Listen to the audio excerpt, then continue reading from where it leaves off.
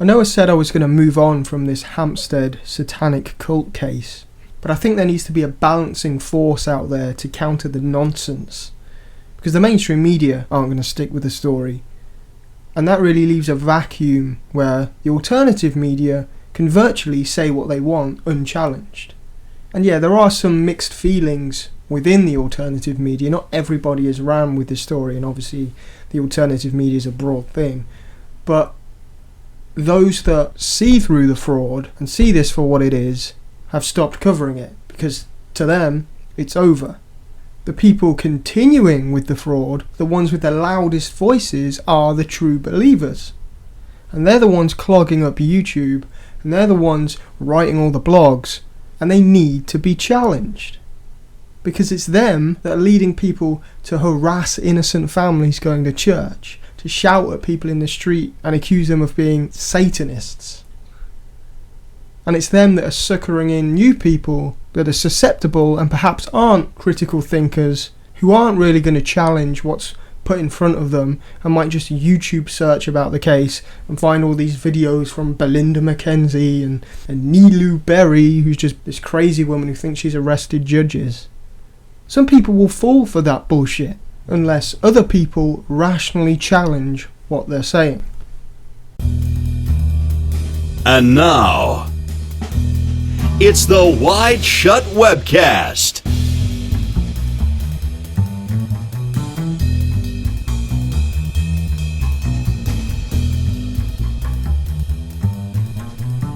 You are of course tuned into the Wide Shut Webcast. I'm your host Keelan Balderson, and you can find all of my written content on this Hampstead case at wideshut.co.uk. I've been covering this since the videos first went viral on YouTube, before the mainstream media covered it, before the judge made her judgment. So anyone that wants to say, oh, you're just believing what the mainstream spoon-fed you, you're a sheep. Not really. I've been saying the same thing since day one. Is this really plausible? Where's the evidence? Why do you believe so strongly without evidence? And let's take a step back and look at this rationally. So let's dive right into the specific aspect that I want to discuss today, and that's this idea that the children were somehow forced by the police to retract their allegations of this so-called satanic cult, because they did retract their allegations.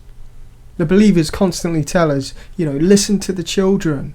We just want you to listen to the children. Well, I am listening to the children. They said it was bullshit. They said that Abraham Christie, the mother's partner, was forcing them to say this stuff, that he was hitting them.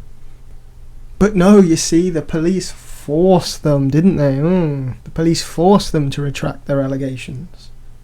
They were bullied into recanting. They were using secret languages. Before they sat down for the third recorded interview, they were bullied and forced to recant. That's what you think. Okay. Can you prove it? You see, this is the astounding problem with the whole argument of the true believers. And it seems to me, and lots of other people, so simple. Where is your evidence? Every bit of their argument is based on the absence of evidence. It's almost like they've reversed the very principle of what facts and evidence are. They see these videos on YouTube of two kids alleging this horrible but extremely implausible story, and they believe it. They don't have any corroborating evidence. They haven't verified anything that the children have claimed in these videos. They just shared it all over Facebook. They wrote articles about it confirming their worldview. They simply chose to believe it. Now, I have a distrust of the government, of people in positions of power. There is a debate to be had about the way the family courts are run. Half of what wideshut.co.uk and this podcast has been about is challenging the system. I don't believe what the mainstream media says at face value, but I also don't believe something that pops up on YouTube at face value. I also don't believe something Brian Gerrish tells me at face value either. What is this mentality? Oh, the mainstream media lies, so now I'm going to believe everything anyone who says they're not for the mainstream media says. So the police have brought these highly improbable stories. They interviewed the children. They're shocked, horrified about what they hear, not sure what to make of it all. They interview the mother to try and get a sense of where this is coming from. Is this true? Can the mother shed more light on this? Are there exaggerations here? What's going on? How did she not notice the pain and the fear that they should have been in, the behavioural changes that the children would have gone through if this was happening every single week? You know, what's going on here? Let's try to get to the bottom of this. And the authorities make the decision that whatever's gone wrong here, something may have happened to these children and they need to be somewhere safe, so a protection order is issued. After all, if this is all true, it was on the mother's watch, and right now the facts have not been determined, so we need to keep these children safe. The medical examinations are carried out. The father, the so-called cult leader, is interviewed, to see if this guy's shifty. Does he give anything away? Does he pique out suspicions? Do the stories add up? The police then visit the church where the satanic ritual abuse was supposed to have taken place. They don't find any paraphernalia. They don't find anything that is alleged to have been there. They don't find the so-called secret room where it's supposed to be. The story's starting to not add up. So they take the children to drive to some of the other so-called locations where the cult was supposed to be operating. These locations don't add up. They described a teacher's house, but when they go to the address, it's a block of flats. So if you're an investigator and these details aren't adding up, and you have all these impossible allegations like hundreds of parents and children and teachers from multiple schools all turning up to the school in the morning for a massive day-long satanic party, nobody leaves until the evening, and nobody who lived nearby thought that this was a bizarre thing, what are all these cars parked here for? What happened to the 9 AM start and 4 PM going home time? This is strange. Why is everybody leaving the school in the middle of the night? What's all this commotion? Not one person in the whole running of the school, not one person associated with the people that were involved in the school, not one person notices anything. Or the allegations of an incident in a public swimming pool in the middle of the day, upwards of 50 people in one toilet cubicle. If you're an investigator and the evidence isn't there and the allegations don't add up and you've interviewed the mother and the father and you're faced with all these nonsensical claims, you have to reach a level where you say, look, this doesn't make any sense. What else might be going on here? So you bring the children back and you start to call them on some of the details. You start to ask more probing questions. You start to search for clarification. What did they mean? Are you sure that's what happened? And they begin to say it was actually the mother's partner, Abraham Christie, who came up with the allegations, who kept on and on at them until they acquiesced and accepted his fantasy, who would even hit them if they didn't agree and go along with his fantasy. And then the children quite freely begin to retract the allegations. There was no secret rooms. Dad didn't do anything. He's nice, he takes us for food, he gives us pocket money, we like him. There were no skulls, there was no dancing with skulls. He made us say it. I hate him. Do I have to go back to see him? I don't want to. What does any rational person do in that situation? So I've basically just outlined the whole story there. I got off track really from what I was planning to talk about, but the point is there's no evidence. There was no evidence when the videos went online, but the believers believed them anyway. Because the investigation didn't support this belief that they'd already 100% invested in, then they say, oh, it was a cover-up. But they haven't justified their original belief. And now they haven't justified that there was a cover-up. A cover-up of what? And then when the children retract their allegations, the believers desperately cling on and have to come up with something else. Oh, they were forced. They were forced to retract their allegations. Well, what's your evidence that they were forced to retract their allegations? Well, it happened before the recordings. They were bullied off camera. There was the journey to the police station. They got them in the car. That's when they forced them to retract. Oh, okay, did you film that? Were you there? No? So where's your evidence? You believe the videos without verifying them, The investigation returned no evidence, so there's no evidence. The children retracted the allegations, but you say they were forced, but there's no evidence for that either. Where's the evidence? Sometimes the most plausible explanation is the explanation. So I wrote a critique of this one guy's theory. The link is in the info box on YouTube, or you can just click the video itself, it'll go directly to the article. And if you're listening on the podcast, just go to wideshut.co.uk, it'll be there at the top of the article feed. And this guy's argument, this James Robertson of the Crimes of Empire blog, he basically just throws out there that, quote, the boy allowed himself to be bullied into a retraction. Obvious and inexplicable intimidation. Just asserting that this boy was forced to retract his allegations. Nothing to substantiate this, nothing to back any of this up.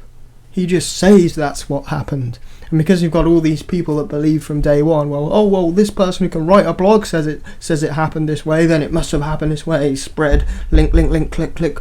Oh, you're Facebook. Oh, we've got to post it in these comments 100 billion times. Cover up.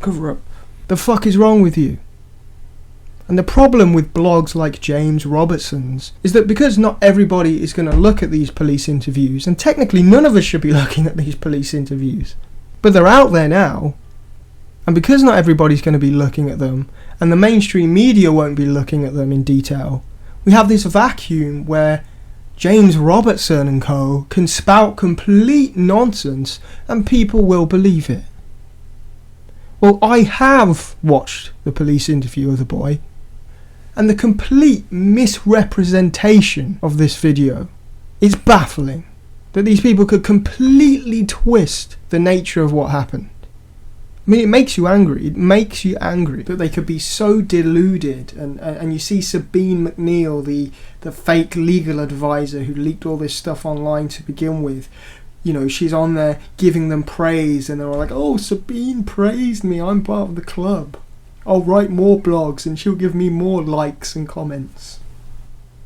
And it's just a sad state of affairs that the children have suffered real harm, and these people would overlook this to believe a completely implausible story, and they would happily expose the children's details all around the internet and post the videos and then crop their faces into blog posts and things. It's just an ugly side of humanity. And if you are genuinely interested in the facts of this case, and you do really want to know what's going on, and you've read things like this blog from James Robertson, if you can have discretion and remain tactful about it, seek out a transcript, or maybe do seek out this one final interview with the boy.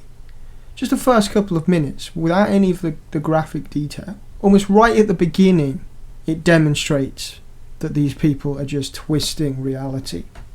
This retraction video it's the third interview that the policeman did with the boy.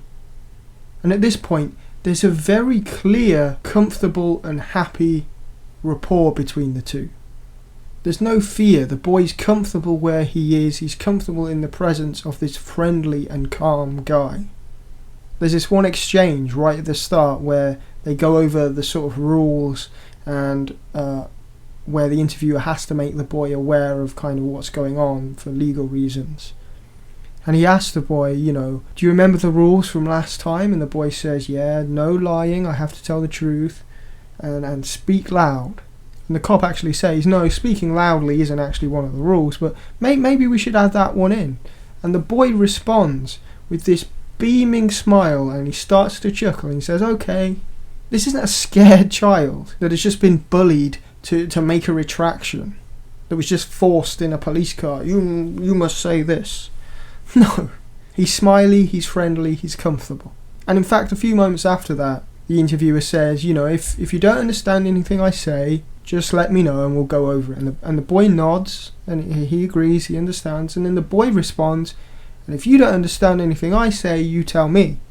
Now, would a scared child that's just been bullied into making a retraction, would he be giving an instruction, a friendly instruction? Would he have the confidence to say to this cop, and if you don't understand anything I say, you tell me? No, that's That's a confident, comfortable child. And anyone trying to say anything else is just completely misrepresenting what's happening.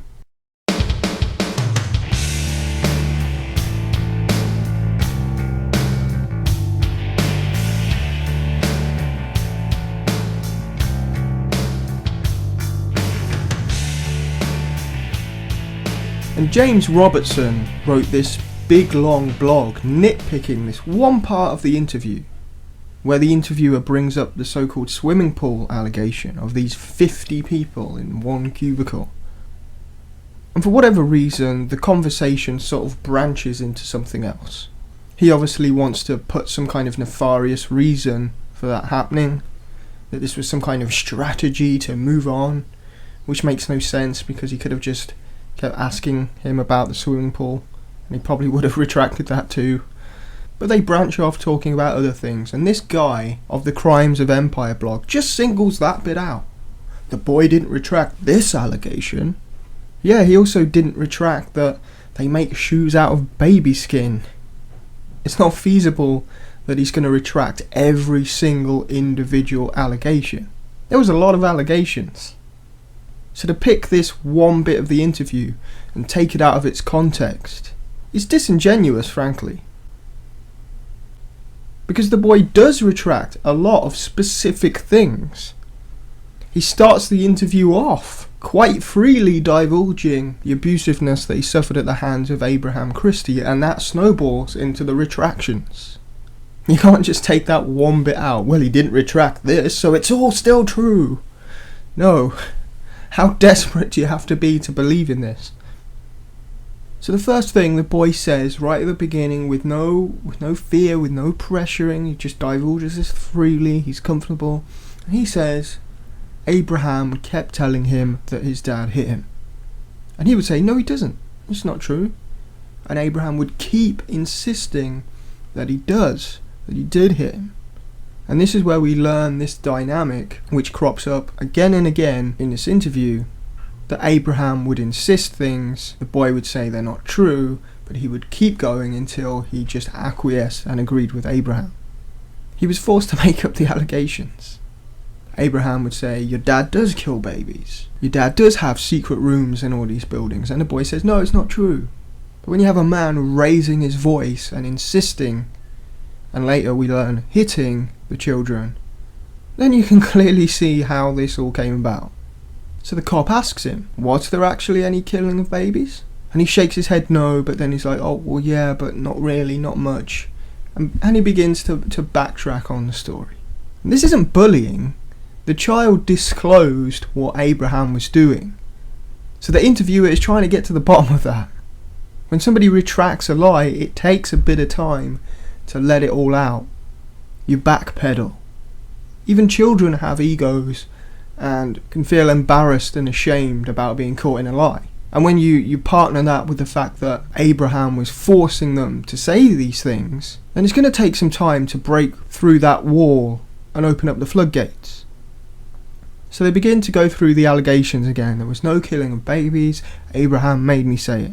The same dynamic again and again. And look, let's be clear, the police interviewer is there to discover the truth. If you simply sat there after finding nothing at the church, after finding nothing at the other locations, after doing interviews with a father and a mother, and realising that it just doesn't add up, and he went into this third interview and he didn't ask questions about what happened and he didn't probe some of the contradictions, then he wouldn't be doing his job.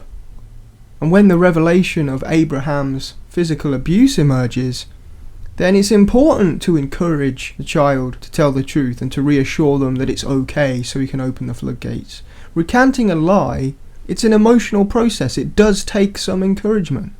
Parents of children will know that. To get that process confused with bullying or retraction is just to completely misunderstand what's happening. And of course it also assumes that the original allegations are true. And at this stage there's no corroborating evidence for you to even say that, so it's the same circular reasoning. I believe the video's at face value to begin with no evidence. I believe there's a cover-up even though there's no evidence. So when the children retract, well, they were forced. Like, prove it.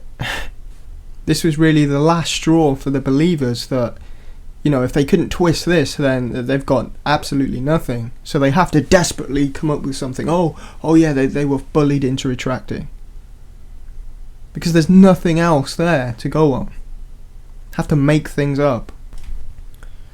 So they carry on. He asks about the secret rooms. He says, well, I went to this church and went into the toy room and I didn't find the door. Is there really a door? And the boy will say, oh, no, Abraham made me say it. He would insist. I would say, no, it's not true, but he would keep going on. And the boy says, it's not nice. I don't like it.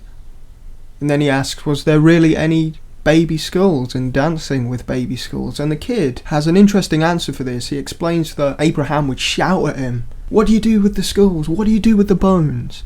And he would be sitting there like, I don't know what, you know, I don't know what to say. I couldn't think of anything.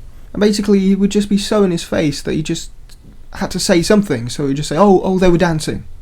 That's how these allegations came about.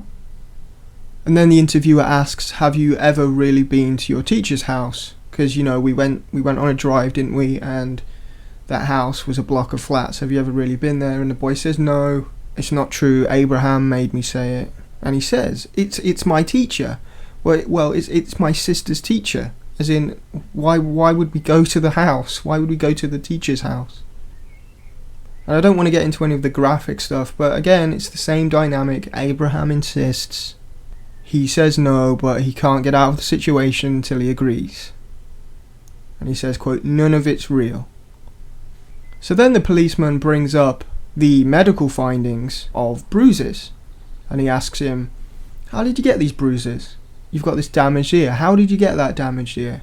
Abraham slapped me in Morocco. He slapped me as hard as he could. And he asked, why did he do that? Because he said I was lying about the secret rooms. So it's not just raising his voice, it's not just insisting, it's slapping him round the face until he agrees. Nice bloke, this Papa Hemp. You know, it's funny, people keep going on about that. No, it was just giving him, he was just giving the children hemp food, you know, health food, the non-psychoactive part of the cannabis plant. No, they had a drug test. There was THC in their hair.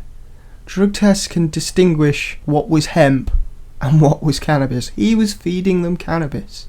You can't deny that, really, unless you just say the drug test never happened. But the reason the drug test was taken in the first place is because they were accusing the father of giving them cocaine. But there was no cocaine, there was just THC from Papa Hemp. And the interviewer asked, do you like Abraham? And he says, no, I hate him. And he goes on to describe this very interesting exchange where he says, when I call him Abraham, he says, don't be rude, you call me Papa. And he goes, but he's not even our dad, why would we call him Papa? He hates this guy. He says, first he used to make us call him Uncle Hemp. Like, who's this arrogant prick, Uncle Hemp? And then he says, he got me in trouble. He said, don't be rude, now call me Papa Hemp. And he's not even our dad. And there's several more exchanges here. You can read the transcript. I transcribed it and put it in the article. But they get down to it, and the interviewer's like, has your dad done anything that you don't like? Is any of this true? And the kid's like, no, he doesn't even hit me. It's a bit of a funny sidebar. I guess the kid's now learning that maybe hitting's just the normal thing. But he says, no, he's really nice. And the kid gets excited about the time that he got to go out with his dad, and they had food and they went shopping, and he got £10 pocket money. And he's happily remembering this happy time with his dad. And then the interviewer's like, do you like Abraham? No, I hate him. If you're like James Robertson just to sit there and say, this was a bullied retraction, it's just mental. And I'm not playing like armchair body language expert here. When somebody's smiling and happily remembering a memory, it's common sense. You don't have to be a trained like body language expert. And as the interview comes to an end, you can see a clear sense of relief on the boy's face. He's finally been able to get this all off his chest. He's finally been able to explain that Abraham was abusive towards him and forced the kids to make these allegations. And there's this one moment where the interviewer leaves the room at the end and he says, right, I'm going to talk to my colleague. If you've got any questions, think about them now and then you can ask me them when I come back in the room.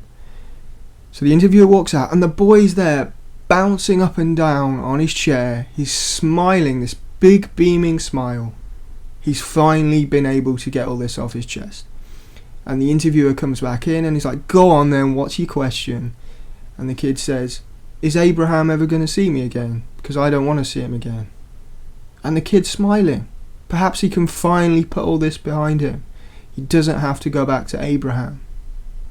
And the policeman says, I can't promise anything. We'll try and put your views across. And he tries to ask him, if anything like this happens, if he has to go back to Abraham and his mother, is there anyone you can talk to? Is there anyone that will be on your side? And he talks about his nan in Russia, or his Russian nan, that she knows the truth, that she knows that Abraham's a prick.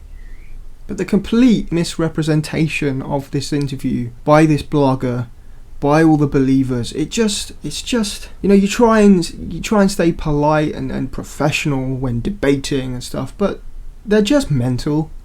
Let's just say it as it is. It's not an ad hom attack, because we can go through this rationally and see who's making the most sense, and it's not them. So calling them idiots and morons, well, big deal. They get you angry because they're so fucking stupid. The boy went into the interview, he was comfortable and happy, there was a nice rapport between him and the interviewer. He immediately began to expose this deranged behaviour of Abraham Christie to the interviewer, who he clearly trusted. He then goes on to disclose multiple specific cases where Abraham would forcefully insist that his dad was doing all this stuff when he wasn't. And then he went on to explain how Abraham hit him for denying that his dad was doing all this stuff that he wasn't. There was no babies killed, there was no dancing schools, there was no teacher's house, there was nothing in the church. Nobody did anything to him. And as the interview came to a close, the boy was happy, he was relieved, and you could see it in his face. Maybe I don't have to go back to this fucking prick. So to James Robertson, to Belinda Mackenzie, to the fake legal advisor Sabine McNeil, Brian Gerish, this crazy woman Nilu Berry who's leading all this harassment at the church. You're lucky not to be locked up for breach of the peace, quite frankly. Who else? Tony Goslin, who interviews all these people. Henry Curtius of the TAP blog, who put all these videos on his YouTube, who's a former conservative politician or some shit. All of these parasites in the alternative media who have circle jerked this story around. Shame on you. You're a disgrace. And if you're just deluded and have fallen into the typical negative, paranoid mindset that so many people do when they get into the alternative community, conspiracy community, one day I hope you're able to snap out of it and realise what a fool you've been. But if you know that you're spreading disinformation and you're consciously aware of that, and you're just trying to get hits or to sell newspapers or some other agenda, I'm looking at you, Belinda, and Brian. If you're consciously aware of what you're doing, then I don't know, you're sick people. I don't know what else to say.